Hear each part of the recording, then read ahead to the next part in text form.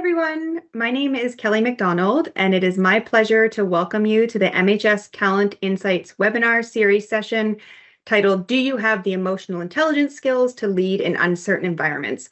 Harnessing Data-Driven Insights to Lead with Confidence, presented by Dr. David Caruso and Dr. Peter Salovey, who are two of the authors of the MSCEIT-2, a performance-based assessment of emotional intelligence. We are thrilled to have you all here with us today. For those of you joining for the first time, welcome. We would like to begin by telling you a little bit about MHS. For over 40 years, MHS has provided trusted data-driven solutions across our core disciplines. Our MHS Talent Solutions help to drive success in professional settings. We understand the elements of effective leadership and the requirements for an effective workplace. And with our capabilities and tool sets, we help clients identify and cultivate talent. Okay, now, without further ado, it is my great pleasure to introduce you to our presenters today. Dr. David Caruso is a consulting psychologist and founder of EI Skills Group. He holds a PhD in psychology from Case Western Reserve University and has a long-standing career publishing peer-reviewed articles and chapters on emotional intelligence. He has provided MSCEIT feedback to thousands of individuals. He conducts MSCEIT certification workshops and delivers hands-on emotional intelligence skill building sessions worldwide. And then next we have Dr. Peter Salovey, who is the Sterling Professor of Psychology, holding secondary faculty appointments in the School of Management, School of Public Health, Institution for Social and Policy Studies, and Department of Sociology at Yale University. He served as the 23rd president of Yale University from 2013 to 2024 and holds a PhD in psychology from Yale University, and for many years has studied the connections among emotion, health communication, and health behavior with a special focus on emotional intelligence. We are so privileged to have them here with us today and are really excited for this session. So let's begin the webinar. Well, hello, everybody. It's great that so many of you are interested in emotional intelligence and leadership, and we look forward to speaking with all of you. This is a view of emotional intelligence that sees it as an ability or set of abilities and takes advantage of the fact that our emotions are like data. They inform us, they help us think clearly and make good decisions, and they motivate behavior. I think it's a perspective you're going to enjoy, and we're delighted to be with you today. And I'll ditto that. I'm David Caruso, and I'm really pleased to be here with Peter. As he mentioned, emotional intelligence isn't intelligence. We just want to quickly acknowledge all the people, or some of the many people, who have contributed to this work over the many, many years. We also want to just disclose that we do receive royalties on products we talk about, and that disclosure is pretty important. So thank you. There's two bases for this. Peter, do you want to just mention the start of all this? I mean, there was literally sure. So that first citation there, Salovey and Mayer, 1990. In the late 80s, Jack Mayer, who is our primary collaborator, and I were talking about the fact that the field of emotions research was quite fragmented, and that maybe it'd be good to bring it all together in a single framework, so that we could talk about and create dialogue between people who are interested in emotion regulation and others who are interested in emotional facial expressions and others who might be interested in the language of emotion. And over time, we developed a kind of framework for organizing those skills and labeled it emotional intelligence. We may not have been the absolute first people to use the term, but that 1990 paper was really the first scientific description of an emotional intelligence. And it's become, if I may say so, a bit of a citation classic, because it is the mother of all that followed. It is always a surprise to me to think about how long ago that was. 35 years. 35 years ago, and we're still talking about it. And that's a source of pride. but also says something about the resonance of the idea to people like you who are using it in practice. And I think to people who are looking to understand other ways in which people can be smart and looking to understand some of the skills that really matter in life success that aren't necessarily measured by a traditional IQ test or a personality profile. I want to just add to what you just said, Peter, which is this is just a list of publications that the team has done. There's more than, I think Jack found this out, there's more than 1,000 publications out there using what we call the MSCEIT, the Mayer-Salovey-Caruso emotional intelligence test. So this is one of the two bases for this particular session. And Peter, what I wanted to mention is that these references only have the team's names on it. Jack Mayer did a review just recently to look up how many research articles there are on your work. And I think there were more than 1,000 research studies on this framework. So it's pretty impressive. Yeah, those are research studies using the MSCEIT. There's obviously thousands of studies that think that write conceptually about emotional intelligence more generally. Yeah. And for this particular session, we're talking about leadership in uncertain environments. This is the second basis for this session, and I think this is actually pretty unusual. A lot of people who talk about and write about leadership, they do it from an academic point of view, which we can do. But I think what's remarkable, and Peter, I'm going to talk about you, so it's maybe a little bit easier. So, Peter is not just one of the developers of this initial theory, but he has had amazing leadership experience. It started, actually as a graduate student, but he was chair of the Department of Psychology at Yale. Then he became dean of the graduate school. Then he became dean of Yale College, which is a very large institution. He was then provost of the university. A lot of people don't know what a provost is, and Peter, later I'm going to ask you about that. He then served as president of Yale for a number of years. And then currently, he's got a bunch of gigs going on. He's chairman of the board of an organization. He's a board member of a company, and he's a board member at Stanford University. So that's a lot of leadership experience. And then briefly on my side, after grad school, my postdoc, I worked for a market research company. And after about 4 months, I was given a team of 8 to 10 people. I then worked in corporate strategic planning for what was then a Fortune 200 company. I was a product line manager with P&L responsibility. Don't ask how that happened. And I've done other work since. I've actually also assessed literally thousands of people on our Mayer-Salovey-Caruso emotional intelligence test. So I think we have a pretty good basis for this session: the research and our actual hands-on experience. So what is the 4-domain? Now we're calling it the 4-domain ability model of EI. And we're going to ask you 4 questions. And each question is going to illustrate one of these 4 abilities. The first is perceived emotions. It's kind of how are you question. And coming into this session, how are you feeling? You can use any of these words. I know for me, I'm excited. I'm inspired to be here. A little worried, make sure it goes well. And Peter, what would you say, like coming in right now for this session? Yeah, I'm calm at the moment, but I also would say that I'm slightly anxious because there's a public performance aspect to this, but enthusiastic to share information about emotional intelligence on the MSCEIT too. So I think we're in a good place because the second question is, do these feelings help you connect with the content? I know for me, sounds like we're engaged, we're motivated, but we're a little worried, so we're kind of vigilant, right? We're making sure we just don't dial it in, and I think that's a great combination. So that little bit of performance anxiety, I think, is enormously helpful. I don't know, Peter, would you agree with that? Or yeah, I do think it's if you don't feel a little bit of it, you can get you're easily distracted. You may not be focused. You may ramble. Right? You don't settle down. And so I think you don't want a lot of anxiety, right? Because it'll derail your performance, but a little bit focuses your attention. Yeah, And a lot of this stuff actually comes out of some of your earlier research, right, on health behaviors and how different emotions and moods influence decision making. So it has a pretty solid base for it.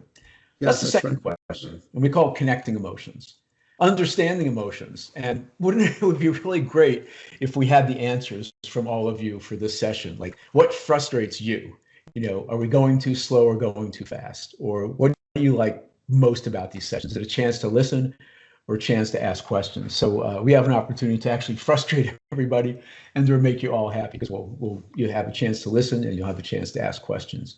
So this is like, why do you feel this way? And Peter also described why he felt this way, and kind of, I would agree with that for myself as well, that we don't want to just dial it in.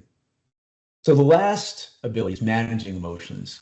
And I think right now, Peter and I are in this great place to stay engaged and hopefully to bring you in.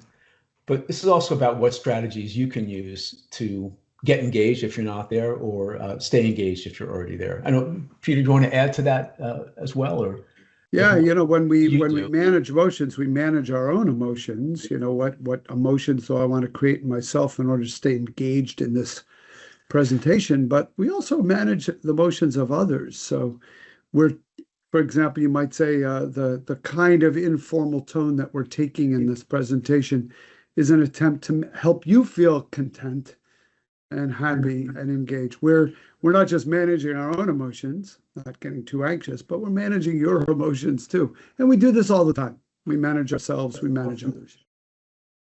Yeah, I'm glad you said that about like a more informal tone, because I've actually been in meetings with you when an informal tone would not have worked, right? Where it was a very formal presentation, and the tone was really, really different. So we're not saying an informal tone is always the best. It's matching it to the situation.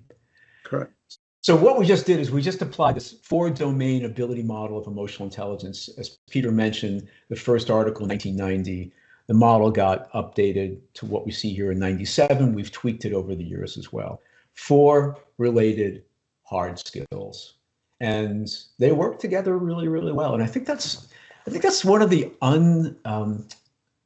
unsung heroes, if you will, of this model, Peter. I don't even know if you realize just how applied this thing can be, that you can apply it in tons of situations. And we'll try to do this in a few minutes as well. So, in fact, the model can be applied to leading in uncertain environments because these environments are highly emotional. I mean, emotions are flowing throughout your organization, and you can ignore it at your own peril, or you can be smart about it. And I would say, it was funny, Peter, when I was putting this together, I was thinking that you certainly have dealt with each and every one of these in terms of your leadership positions. And in one of the examples, I hope that you share with us a little bit, I think all of these actually were at play in some single situations. So the model can be applied, and that's what we want to do with our session here. But wait, there's more, right? But first, if emotions are existing in your organization, and we're saying don't ignore them because that would be foolish, but to instead be smart about them, you kind of want to know what level of skill the leader possesses. And generally in psychology, there's 3 ways to measure something. Peter, want to comment about this one? Sure. You can measure something simply by asking people. So for emotional intelligence, you can just ask someone, are you good at recognizing emotions in yourself or in other people? That we call that self-report. You can ask other people to report. So like a 360, which many of you have probably administered or participated in. When I look at David, how do I judge his ability to recognize how people feel? And finally, we can actually measure the ability, measure your performance. So one way to measure, for example, your ability to recognize how other people feel, is to show you facial expressions and ask you what emotion is being expressed. And there's a right and wrong answer for this last one. And there's a right and wrong answer. And the interesting thing about these different approaches is they don't correlate always. And in fact, the lowest correlations are between self-report and ability. People are not very good at judging themselves in this domain. Like, you may know whether you're a good golfer or not. I know I'm not a very good one. But if you ask me, am I good at recognizing other people's facial expressions? Well, that's not something I get a lot of feedback about. You know, every time I swing the club, I get feedback about whether I'm a good golfer or not. But how would I know if I'm good at recognizing emotions in other people? And so we actually strongly favor an ability approach where we're actually measuring these skills and not just measuring people's impressions of their own skills or other people's impressions of their skills. You know, there's another danger here, and that's, you know, Peter, as you mentioned, the correlation between self-reported and ability measured EI is pretty low. This is one of the highest. But the even bigger challenge, and this is not one of our studies, this is Sheldon, Dunning, and Ames. They employed our ability assessment, the MSCEIT, and they found that people overestimated their EI. Big deal. But the really disturbing thing is that the more people overestimated their emotional intelligence, the more likely they were to question the validity of the results. It's like, this doesn't make sense. More likely to question the relevance of these skills to the work. It's like, well, I don't really need these skills. And the killer here was that they're less likely to learn about it. So this is an amazing challenge with self-report for emotional intelligence, defined as an ability. Very challenging. So the solution for us has been an ability-based measure. And in January of 2025, we came out with a revised version of our Mayer-Salovey-Caruso emotional intelligence test. And if you're familiar with the original MSCEIT, I don't want to say it doesn't look anything at all like it, but all the items are new. It employs this really cool, we call it veridical scoring with new reports.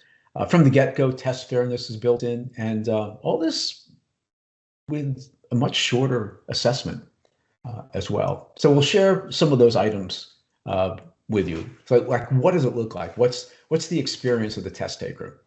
So remember, 4 domains, right? Perceiving, connecting, understanding, and managing. So this is really engaging.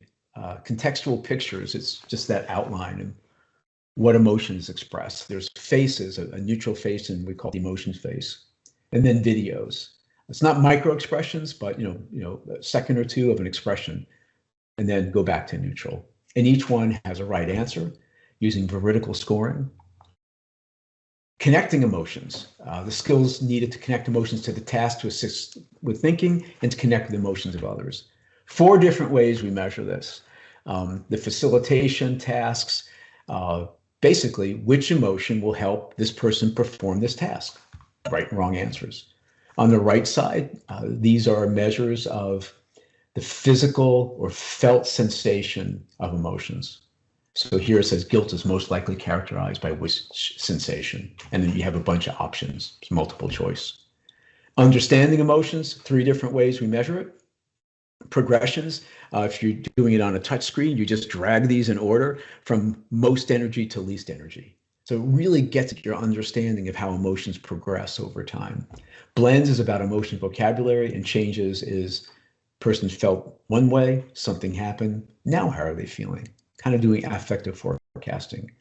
And then managing emotions are measured in 2 ways. There's kind of these text-based scenarios, and you pick out the most effective strategy to achieve this outcome. And picture panels, kind of looks like a comic strip, does the same kind of thing, but in a more visually engaging way.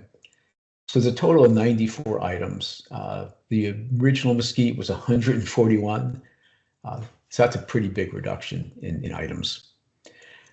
So with that, we want to now turn to applying EI to leadership. And I don't know, Peter, you've worked with so many leaders as well over time.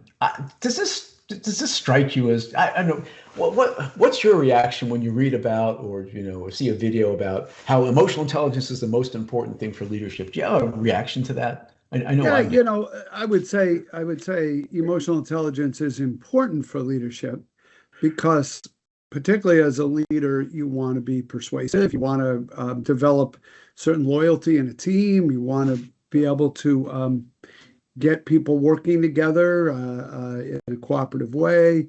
There is something to the idea of charismatic leadership, and emotional intelligence does play a role in that. But be honest with you, great leadership takes more than just emotions and more than just emotional intelligence. I can promise you, if we had the full range of IQ in our sample, some people are not going to be such good leaders. They're not basically not intelligent enough. Others may have the wrong temperament for leadership. And of course, leadership involves a whole set of skills that you have to develop too. In fact, sometimes the most emotionally intelligent people don't always make the best leaders. And the reason for that is you have to do some hard things to and with other people as a leader. You might have to fire someone, certainly might have to give someone negative feedback, might have to criticize someone. And to the extent that you have the skills involved in EI such that you're tending to other people's emotions and you're empathic and you may have difficulty managing yourself in that leadership position because you feel sorry or something else for other people. So the bottom line is, I think it's a critical leadership skill. But I think the why you say you have to be kidding is because there's a lot more to leadership than emotional intelligence. Yeah, and I think, again, if you're in the corporate world, sometimes success of that leader is market share or managing the daily stock price. And the EI skills can be helpful, but as Peter said, could it get in your way? It could. But I just think it's important to inject a little bit of transparency into that claim. Now, what Peter just said, there's a however, right? And here's the however. And because there's now 35 years of research on this, we can tell you when and why and where emotional intelligence is helpful in a leadership situation. And there was an interesting article, and it quoted Reid Hoffman, who is the founder of Netflix, and he talks about how, at that time at least, Netflix didn't tolerate brilliant jerks. I like that quote a lot. So some of the studies have found if you're higher in ability EI, you engage in more pro-social behavior. You have better quality relationships. You tolerate stress better. You're more sensitive and empathic. You create a more positive work environment. So now if you're measuring things like turnover and so forth, maybe these skills are a little bit more important. The last one is really interesting. Some people would say, it's interesting, Peter, because I think when you said, these skills can get in your way at times, I think that can happen. But this study done in Australia actually found that leaders higher in EI were more likely to achieve their tasks, right? A little bit. Correlation was low, but it was positive. So it doesn't get in your way. But the cool thing is like how they achieved their results. They weren't jerks, as Reid Hoffman would say. They mentored people and communicated clearly. So I think sometimes people will say, oh, if I'm always attending to how people feel, I'm not going to do my job. And the research would not support that conclusion. So if these things matter to you, these skills matter to you, measuring these skills matter to you. And as we said, when we asked you those 4 questions, how you were feeling, do these feelings connect to the task? Why do you feel this way? Understanding emotions and managing. We said the ability model is incredibly applied as well. And we're going to try to apply the ability model to leading in uncertain environments. In the book Peter and I wrote that came out in 2004, we talked about something called an emotional intelligence blueprint, taking the ability framework and applying it to solving everyday problems. In this case, it was in the workplace. Now, the cool thing is, if you're coaching leaders, developing leaders, doing leader development in general, if you know about the MSCEIT 2 results, the level of skill, you can better understand the strengths of that individual and areas to watch out for when implementing these skills. So like what's going to come and bite you, or what skills that you may not be aware of can you leverage in these situations? And these questions are really simple, but it's super difficult to implement this model in real time under stressful conditions or in uncertain environments. That's where the rubber meets the road. And, Peter,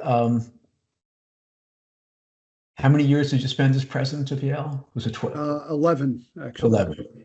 So 11 years, you saw you had a lot of challenges during that time. And then before that, as provost? I was provost for about 5 or 6 years. By the way, what does a provost do? Provost is basically the chief academic officer of a university, meaning that the deans of all the various schools report to the provost. But at most schools, the provost is also the chief budget officer. And that goes back to a kind of tradition in universities of putting the overall budget strategy, not so much cranking the budget crank the way a CFO might, but putting the overall budget strategy in the hands of the person who is supposed to oversee overall the academic mission of the university. So to connect the two. But that's what a provost does: academics, budget. Yeah, now that you spend time in corporate environments too, so it's not a CFO per se. It's sort of like a COO combined with could you actually map it onto a corporate environment? It's kind of hard. You have operational responsibilities, true, but usually there's somebody else doing things like worrying about administrative parts of the university, worrying about HR and worrying about finance and that sort of thing. So I would call it, but you are kind of the academic COO. Yeah, and you sort of almost like the chief marketing and chief product officer, right? Because the product of a university, comes through the faculty. It's the creation and dissemination of knowledge. Exactly, it's teaching and research. That's what it is, teaching and research. Yeah. And you're overseeing that part of the university. Yeah. So, some years ago, you faced a lot of challenges in uncertain environments, but there were a couple at least that at a place like Yale, where these challenges in this uncertain environment was very, very public. And so that leader squeezed in the middle. And I'm going to ask you a few questions. I'm going to ask you a little bit about a situation that you faced. And then we'll try to use the ability model blueprint and apply it to how you actually handle this challenge. But it involved members of the board, trustees, faculty, advocacy groups, alumni, the general public, blew up in newspapers, staff, students, and the surrounding community. So Peter, do you want to talk about those specific challenges that you faced? Yeah, sure. A little bit about the background. So why don't we stay on this slide? So this is a situation which, looking back on it, might not seem like that big a deal, but it certainly was at the time. In 2015, we had decades of student and other protest against the name of one of our residential colleges. And that college was called Calhoun College, named for John C. Calhoun. John C. Calhoun was Vice President of the United States. He was Secretary of War. He was a senator from South Carolina. And he was the most ardent supporter and defender of slavery in 19th century America. And he defended slavery on the basis of white supremacy, essentially. So in around 2015, we're seeing Black Lives Matter movement. We're seeing lots of renewed attention on campuses to issues of discrimination and prejudice. And we've got a group of students who have to wear this man's name on their T-shirts when they're playing intramurals because they live in Calhoun College. So I decided that it was time for us to grapple with this name. And I suggested that we have a campus conversation about the name of Calhoun College.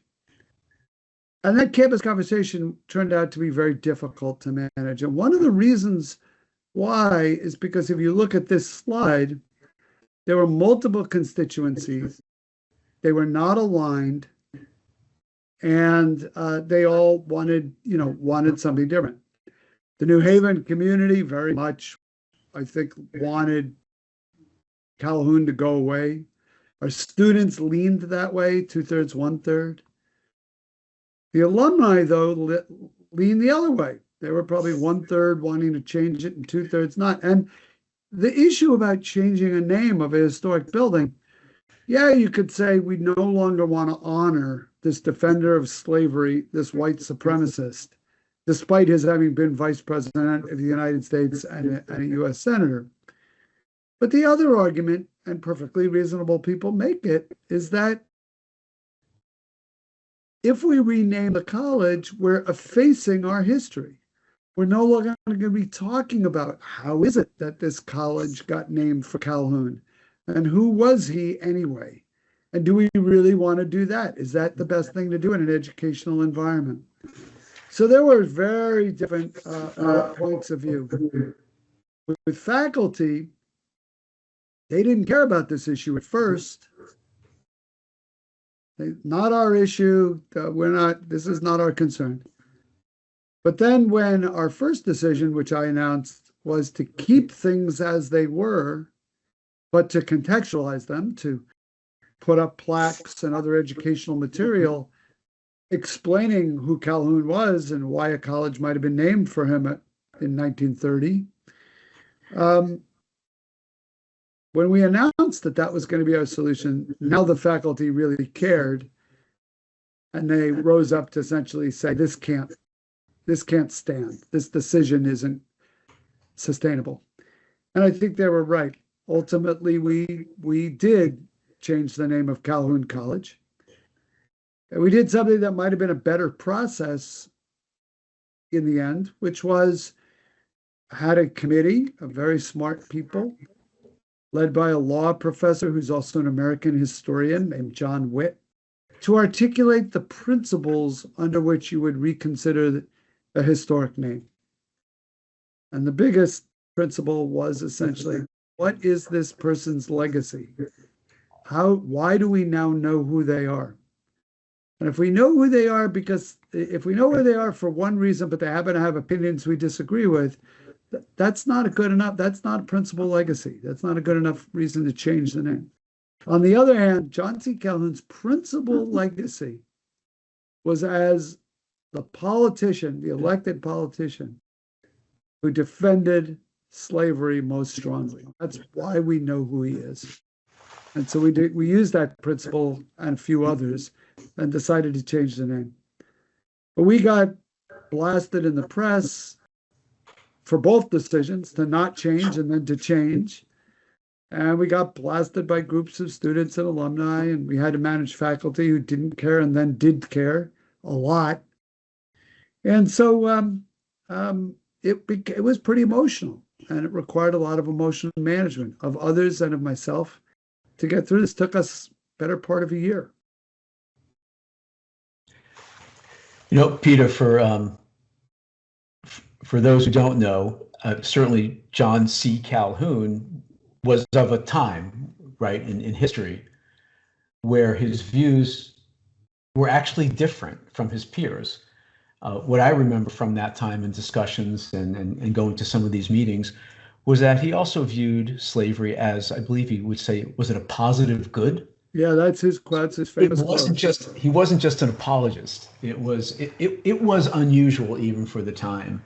And so I think those of you who are listening to this would disagree with the decision, as many people did, to dig a little deeper into the views of Calhoun, who was also a Yale College graduate, which is why his name was on the building as well. Yeah, exactly. Yeah. So, Peter, you mentioned motion management. And I always wondered how you actually did this job for more than 5 minutes. I think that's probably how long I could last. with any one of these crises or leading in uncertain environments. But if we were to apply our blueprint question, it's really complicated, right? Because to ask how people felt about this issue, everyone's going to be different. And I imagine the board of trustees was not of one voice or one emotion, would you, right? I mean, yeah. And, so, how do you feel about this issue?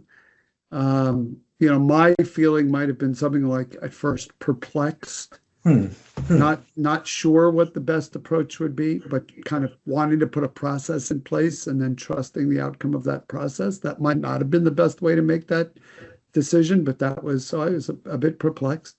The board, I think, was worried that, would alumni stop donating? Would the press have a field day? Did this just look like political correctness or wokeness or what have you? I think the faculty were, I would say, apathetic in the first phase of this, and then deeply offended that we wouldn't change the name when we at first decided not to, change the name. Students were mostly angry, right?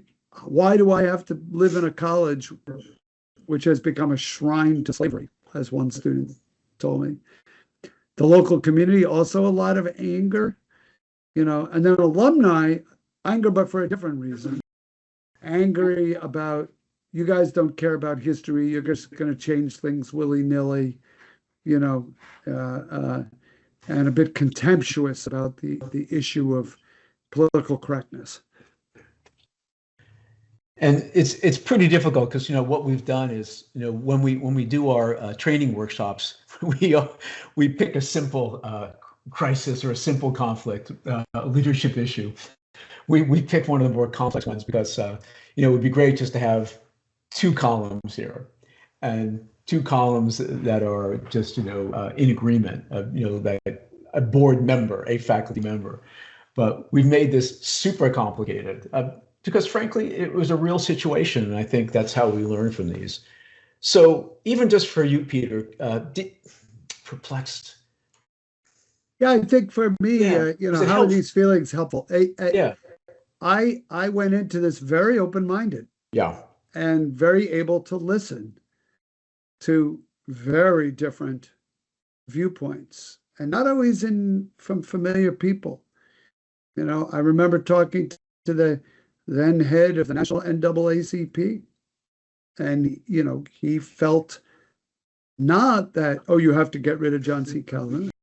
He felt you should, this is part of your history at Yale University, and it's part of American history, and I'm not so sure you should quickly try to erase that. And so, I had to go into this without of who would be in favor of changing the name and who would be in favor of keeping it the same way, same name, and really be able to listen. And I think some might call it confusion. I don't really call it that, but I was genuinely, I could make the case both ways at the beginning of this. Yeah, because what you said is, I think you were genuinely curious, and you define openness, right? So that feeling allowed you to connect with people, to actually hear their views, whether they were angry for whatever reason. And I think, frankly, that's a little unusual. But you also, what you did, Peter, you demonstrated also incredibly well the third ability, understanding emotions.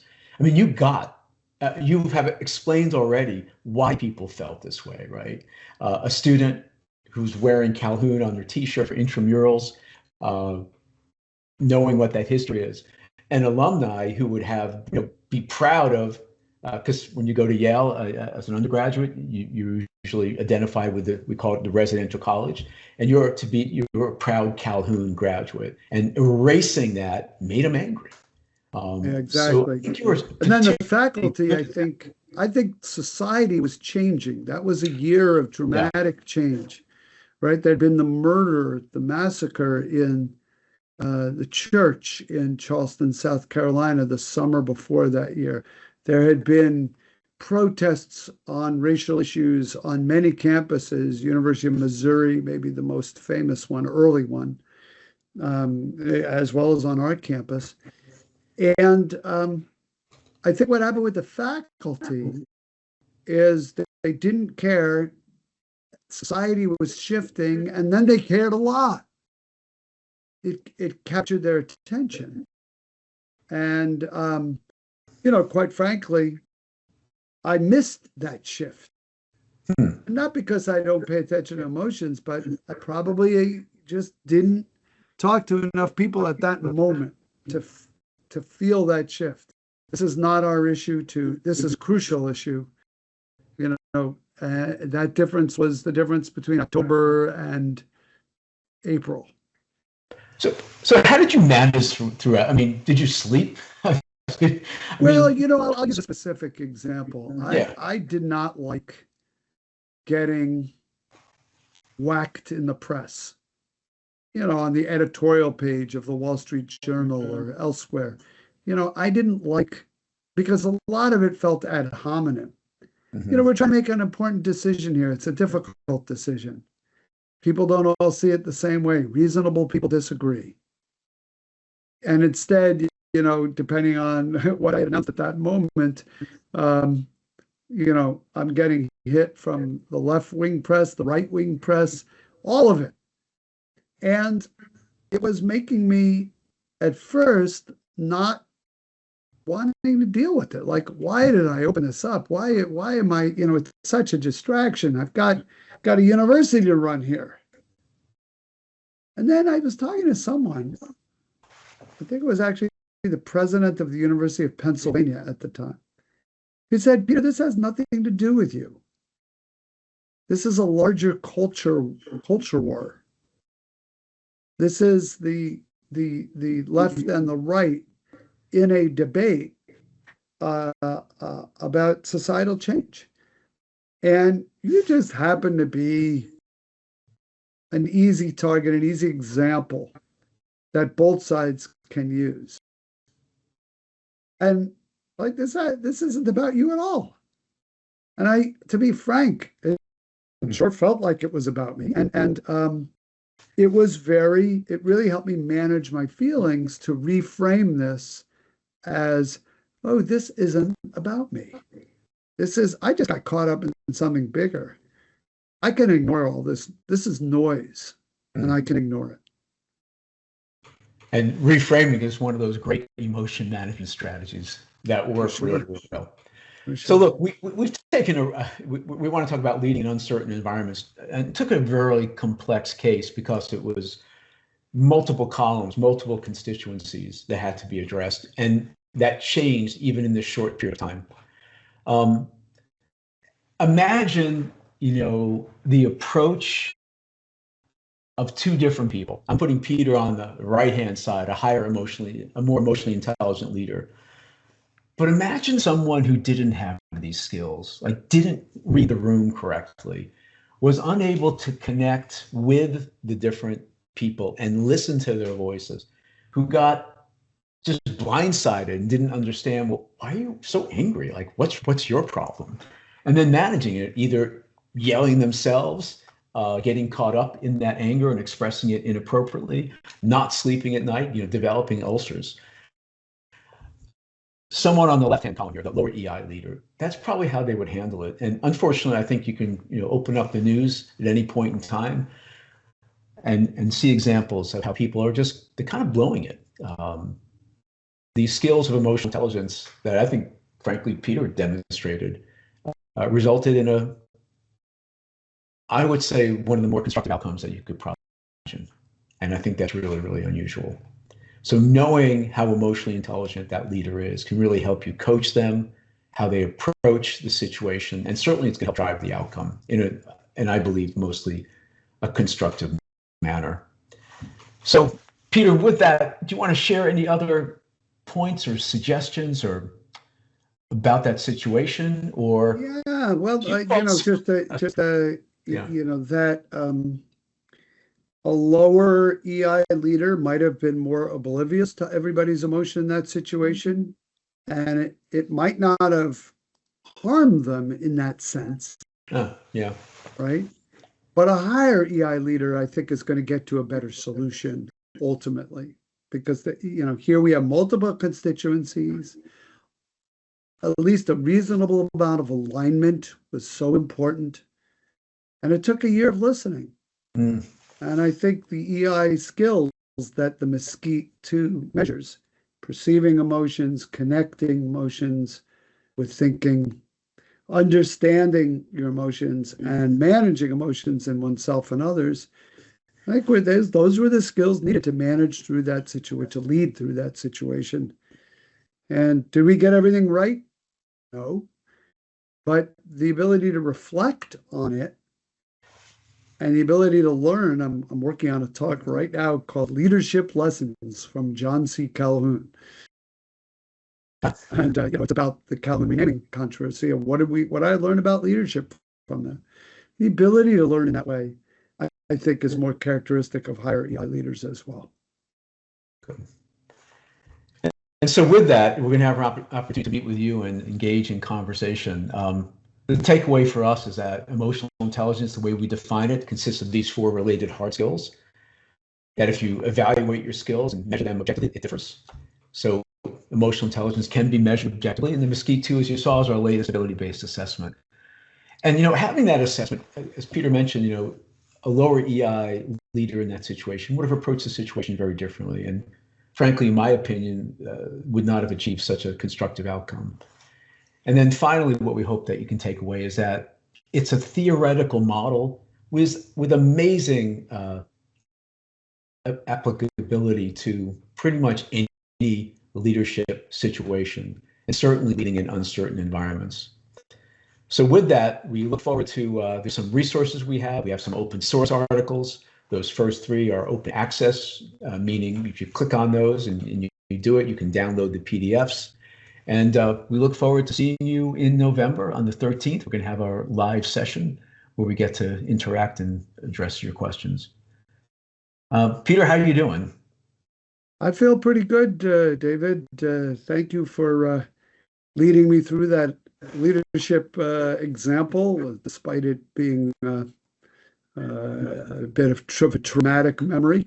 And I'm very curious about how all of this will go over with the users and potential users of the MSCEIT 2.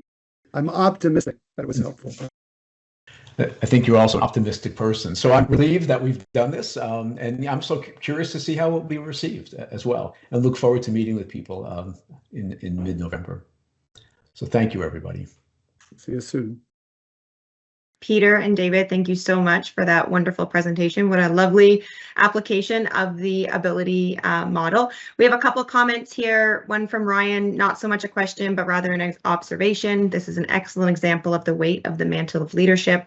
The seat puts you in a position where your decisions and indecisions carry equal weight. I think EI is a critical element to someone's ability to navigate the various situations. So thank you for sharing. Yeah, thank you for the empathy. We also have a great question here from Zena. What compensatory strategies did you have to manage your emotions after challenging interactions to look after your mental health and well-being? Yeah, that's a very good question. I think I would say 3 things. One is very important to develop a complex self-representation. If I think of myself as one thing, I'm the president of Yale University, then whatever's happening that day in my job as president is what I'm going to feel. But if I think of myself as I'm the president of Yale University, but I'm also a bass player in a band, and I'm also a husband, and I'm also a golfer, and I'm also a collaborator in emotional intelligence research, and I'm also a brother, and I'm also, right? You can that self-complexity, as it's called, helps buffer the stresses of the up and down in any one of those domains. Second thing is friends and family, just people to talk to, and it just really does help to share the stress, and as opposed to bottling it. And the third, related to the first, is find some activity that you can do that is just all absorbing, and you can't keep your mind on what on the stressor and do that activity, and then go do that activity now and then. For me, being a poor golfer but enjoying the game was a great solution, because if I don't concentrate, it just gets worse. Also, I play upright bass in a bluegrass band. I'm not that good a bass player. I'm self-taught. And, but, to play, I have to focus. I have to concentrate on it. And that takes me away also from the stress of the day to day. So there's no completely escaping it, but there are things you can do that buffer it a bit. That makes perfect sense. I'm going to close us out with, we won't unfortunately be able to get to everyone's questions, but I see a broad question that it would probably be good to take us home, and would love to hear from David and Peter on this one. What do you see as the future of emotional intelligence research and practice? Are there new directions or innovations on the horizon?